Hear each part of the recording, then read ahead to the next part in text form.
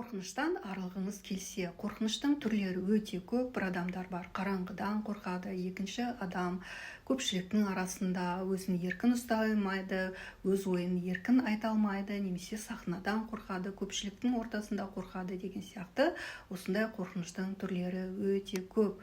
Бұл қорқыныштың артында енді не тұрғанын айтатын болсақ, бұл жерде біздің мидың қорғаныс функциясы тұр. Өйткені сіз өткен шақта, кішкентай кезіңіз болсын, ересек кезіңіз болсын, белгілі бір ситуациядан кейін өзіңізді нашар сезініп қалдыңыз, қорқып қалдыңыз, ұялып қалдыңыз.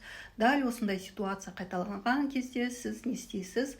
Өзіңіздің миыңыздағы сигнал келе бастайды. Сен қазір сөйлеме, сен қазір айтпа, сен қазір бір нәрсе айтсаң саған күледі деген сияқты мида сигналдар келе бастайды да біздің денеміз әртүрлі реакция бере бастайды. Бір адамдардың жүрегі дүрсілдей бастаса, екінші бір адамдарда тершеңдік деген сияқты